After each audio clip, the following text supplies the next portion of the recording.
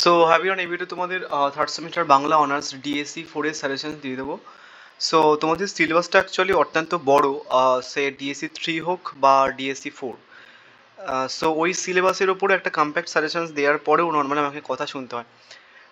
So কিছু বলার নেই অ্যাকচুয়ালি। তো অ্যান্ড ডিএসসি 4 এর সিলেবাস তো অত্যন্ত বড়, তোমরা দেখে নাও। মডিউল 1-এ হচ্ছে কি টোটাল 15টা কবিতা আছে। সো 15টা কবিতার মধ্যে থেকে তোমাকে জাস্ট কটা প্রশ্ন করতে হবে, একটা 15 মার্কসের প্রশ্ন করতে হবে, হয়তো একটা 5 মার্কসের প্রশ্ন করতে হতে পারে। তো 15টা কবিতা আছে। এবার তোমরা একটা কাজ করতে পারো, যাদের কাছে যদি টেক্সট থাকে এই ধরনের টেক্সটগুলো পড়ে যাও। কেননা হচ্ছে কি যে আমি যতগুলো possible previous year questions add করে দিয়েছি সাজেশনসের মধ্যে, কিছু স্টার মার্ক করে দিয়েছি, ওগুলো ভালো করে যাও, বাদ বাকি প্রশ্নগুলো একটু দেখে যাও। সমস্ত প্রিভিয়াস ইয়ার অ্যাড করেছে, আই থিঙ্ক ওর মধ্যে থেকে চলে আসবে, বাট তাও বলছি যে সমস্ত কবিতার মোটামুটি তোমরা একটুখানি টেক্সটটা দেখে যাও। এখানটা যেমন লুই পা আর হচ্ছে কি বড়ুচন্ডিতা সব এখানটায় লুই পাটা, ঠিক আছে। তারপর হচ্ছে কি তোমার বলাকা আবোল তাবোল, তারপর হচ্ছে কি যে প্রার্থনা, বা হচ্ছে কি তোমার এই যে মালতীদেবীর একটা মানে বালিকা বিদ্যালয়, এগুলো একটুখানি টেক্সটটা দেখে যাবে। তারপরে হচ্ছে কি তোমার এই লালন ফকিরের একটা রয়েছে, সব লোকে কয় লালন কি জাত, ঠিক আছে। তো এগুলো মোটামুটি একটুখানি তুমি টেক্সটটা ভালো করে দেখে যেও, যাতে প্রশ্ন যদি ঘুরিয়েও আসে মোটামুটি তোমার কাজে আসবে। কিছু করার নেই আমার, অ্যাকচুয়ালি এত বড় সিলেবাসের সঙ্গে ডিল করার জন্য তোমাকে কোশ্চেন বেশি পড়তে হবে। মডেল 2 দেখো, মডেল 2 টোটাল 6টা হচ্ছে কিছু ছোটো গল্প আছে। এবার ছোটো গল্পগুলোর মধ্যে প্রত্যেক কটা গল্পের অনেকগুলো চরিত্র আছে। এবার সেখানটায় তুমি নামকরণের সার্থকতা ভালো করে একটুখানি দেখে নেবে, অ্যান্ড গল্পগুলো একটুখানি পড়া থাকলে তোমরা কিন্তু লিখতে পারবে তুমি। অ্যাকচুয়ালি সিলেবাসটা বড়, বাট তুমি যদি নর্মালি বিষয়বস্তু জানো তাহলে লিখে আসতে পারবে, কোনো সমস্যা হবে না। এখানটা আমি কিছু ইম্পর্টেন্ট প্রশ্নগুলো দিয়ে দিয়েছি প্রিভিয়াস ইয়ার থেকে, যেগুলো এসছে দেন সেগুলো অ্যাড করে দিয়েছি। অ্যান্ড তারপর হচ্ছে কি যে নাটক, তোমরা মডিউল 3 থেকে পড়া স্টার্ট করো, দেন তারপরে মডিউল 2, তারপর মডিউল 1 করবে, ঠিক আছে। অ্যান্ড তোমাদের ব্যাখ্যামূলক প্রশ্ন মানে 15 মার্কসের প্রশ্ন 3টে লিখতে হবে, অ্যান্ড বোধমূলক প্রশ্ন মানে 5 নম্বর প্রশ্ন 3টে লিখতে হবে, আর 15টা হচ্ছে কি যে এমসিকিউ লিখতে হবে, মানে এসিকিউ লিখতে হবে। সো আমি তোমাদের এই ভিডিওতে লাস্টের দিকে হচ্ছে কি তোমাদের 1 মার্কসের প্রশ্নও রেখেছি 2021 আর 2000 প্রিভিয়াস ইয়ারের যে প্রশ্নগুলো। সো মডিউল 1 থেকে দেখে নাও। আমি সমস্ত প্রশ্ন 5 মার্কসের রাখিনি অ্যাকচুয়ালি, এমনিতেও কথা শুনতে হয়, যদি 5 মার্কসের রাখে তাহলে আমাকে আরও কথা শুনতে হবে। আম, তো হচ্ছে কি যে প্রথম প্রশ্ন দেখো, যেতে পারি কিন্তু কেন যাব।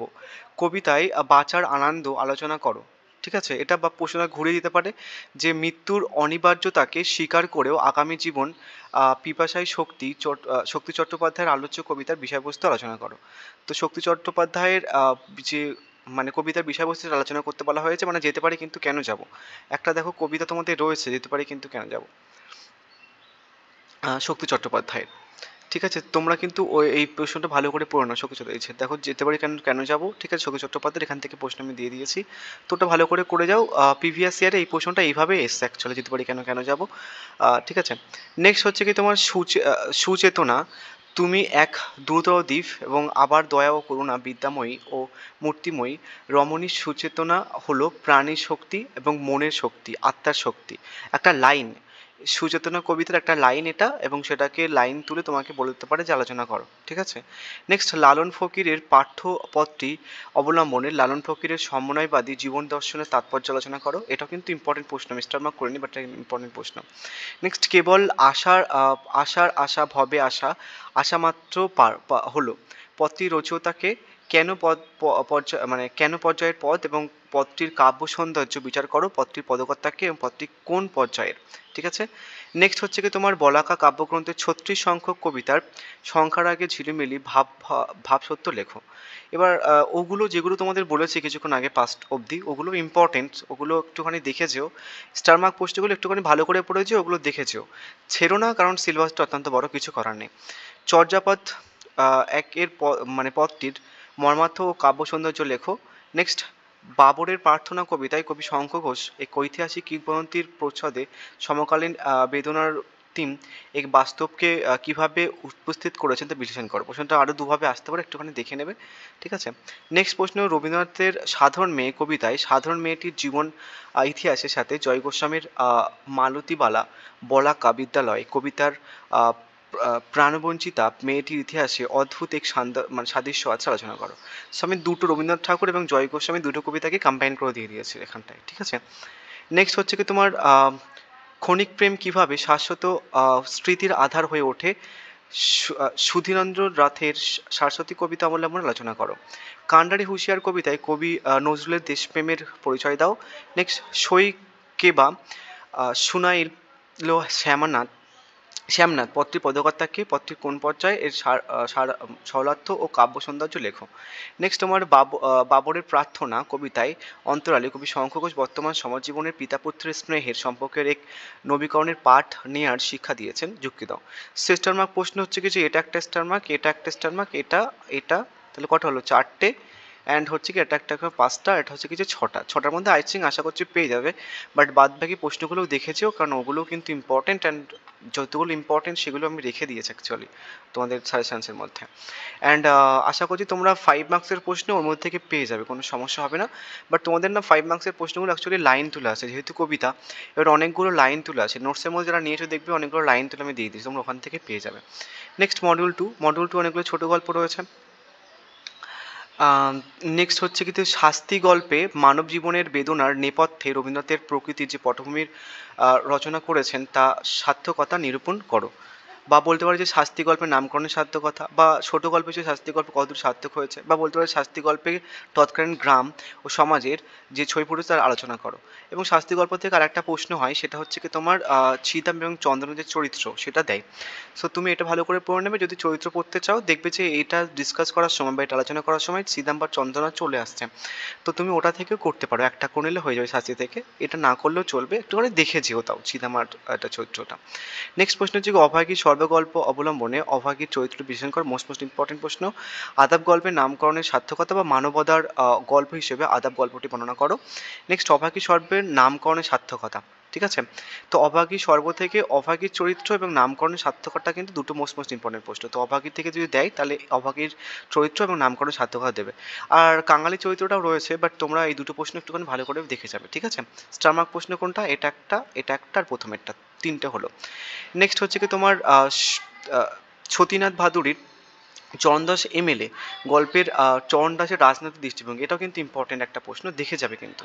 নেক্সট হচ্ছে কি যে মানিক বন্দ্যোপাধ্যায়ের হারনের নাট্যময় গল্পটি গণজাগরণের সার্থক দলিল মন্তব্যটি আলোচনা করো। বা প্রশ্নটা ঘুরিয়ে আসতে পারে যে দ্বিতীয় বিশ্বযুদ্ধের পরবর্তীকালে বাংলার কৃষক সমাজে যে চিত্র হারানের নাট্যময় গল্পে ফুটেছে তাহা বর্ণনা করো। নেক্সট হচ্ছে কি তোমার লম্বকর্ণ গল্পে কেন্দ্রীয় চরিত্র হিসেবে লম্বকর্ণের কীর্তিকলাপের পরিচয় দাও। বা বলতে পারো হারানের যানজবাই অবলম্বনে ময়নার মায়ের চরিত্র। তো ময়না মায়ের চরিত্র থেকে তোমাদের এই এই প্রশ্নটা বেশি ইম্পর্টেন্ট। তাহলে স্টার মার্ক প্রশ্ন কটা? একটা দিলাম, দুটো দিলাম, বাদ বাকি কিন্তু দেখে যাবে, ছাড়বে না কিন্তু, বহুত বড় সিলেবাস। তো 4-5টা দিয়েছে, দেখেছো। এবং হচ্ছে কি যে তোমার একেই বলে সভ্যতা। এখানটায় হচ্ছে কি আমার মডিউল 2 থেকেও তুমি যদি নর্মালি 15 মার্কসের করে যাও তাহলে 5 মার্কসের ওখান থেকে হয়ে যাবে, সেপারেটলি আর 5 মার্কসের জন্য করতে হবে না মডিউল 2 থেকে। মডিউল 2 এবং মডিউল 3 যে প্রশ্নগুলো আমি রেখেছি হচ্ছে কি সেইগুলো করে যাও, 5 মার্কসের কমন পেয়ে যাবে। কিন্তু মডিউল 1-এর এখানটায় লাইন তুলে প্রশ্ন আসবে 5 মার্কসের জন্য। এখানটা দেখো প্রথমে অপ্রধান যে পুরুষ চরিত্রগুলো, একে বলে সভ্যতা, এটা একটা প্রশ্ন। সব থেকে বেশি ইম্পর্টেন্ট হচ্ছে কি কালনাথের চরিত্রটা, কায়নাথের চরিত্র এবং হচ্ছে কি যে নামকরণের সার্থকতা, এই দুটো প্রশ্ন মোস্ট ইম্পর্টেন্ট। এবং আরেকটা চরিত্র আছে, তোমাদের দেখাচ্ছি আমি, এই যে নবকুমারের চরিত্র। তো এই দুটো মানে কায়নাথের চরিত্র, আদারওয়াইজ নবকুমারের চরিত্র, দুটোর মধ্যে যদি চরিত্র দেয় তো একটা দেবে, এবং নামকরণের সার্থকতা। এবং নামকরণের সার্থকতা করলে তুমি এই দুটো প্রশ্ন করতে পারো, জানো তো। প্রহসন সামাজিক সমস্যার কথা হলেও শিল্প সৌন্দর্য অনুপস্থিত নয় বর্ণনা করো। বা হচ্ছে কি যে তোমার বাংলা ও সংলাপের উপযোগিতা লেখো। তো নামকরণের সার্থকতা করলে 3, 4 এবং 5 করে নিতে পারবে তুমি, ঠিক আছে, কোনো সমস্যা হবে না। আর হচ্ছে কি তোমার হাস্যরস আলোচনা করো এবং নারী চরিত্রগুলো, এগুলো অতটা ইম্পর্টেন্ট নয়। সো মোস্ট ইম্পর্টেন্ট হচ্ছে কি আমি তোমাদের 3টে দিয়ে দিয়েছি, এখানে 3-4টে দিয়ে দিয়েছি। একটা হচ্ছে কি কায়নাথের চরিত্র, একটা হচ্ছে কি যে নামকরণের সার্থকতা, একটা হচ্ছে কি তোমার নবকমলের চরিত্র। এই 3-4টে করে যাও, আশা করছি এখান থেকে কমন পেয়ে যাবে। এবং এটা চাইলে দেখে যেতে পারো সেপারেটলি, আদারওয়াইজ নামকরণের সার্থকতা পড়লে এটা হয়ে যাবে। ঠিক আছে, অ্যান্ড কিছু এসেকে আমি রেখেছি প্রিভিয়াস ইয়ার থেকে, যেমন হচ্ছে কি 2019-এর প্রিভিয়াস ইয়ার দেখো। প্রথম হচ্ছে কি যে সই কেবা শুনাইল শ্যামনাথ এটি কোন পর্যায়ের পদের অংশ? এটা হচ্ছে কি তোমার পূর্বরাগ পর্যায়ের অংশ। নেক্সট, পরধন লোভে মত্ত, পরধন কি? সো পরধন কি তোমাকে বলতে হবে। কান্ডারি হুঁশিয়ার কবিতাটি কবির কোন মূল কাব্যগ্রন্থের অন্তর্গত? নেক্সট হচ্ছে কি তোমার গভীর মানে পৃথিবীর গভীরতর অসুখ এখন, এটি কোন কবিতার অংশ? তোমাদের কিন্তু 5 মার্কসের জন্য এরকম ধরনের প্রশ্নগুলো দিতে পারে। নেক্সট হচ্ছে কি তোমার আমার সন্ততি স্বপ্নে থাক, উক্তিটি বাবরের প্রার্থনা কবিতায় কতবার ব্যবহৃত হয়েছে? ৩ বার ব্যবহৃত হয়েছে। লম্বকর্ণের লেখক পরশুরামের প্রকৃত নাম কি? নেক্সট হচ্ছে কি যে আমি ভুলুম না ভাই কার রচিত কোন গল্পের অংশ? আলাপ গল্পের, ঠিক আছে? এবার 2021 প্রশ্ন দেখো। নেক্সট চর্যাপদের আদি সিদ্ধাচার্যের নাম লেখো। লুইপদ।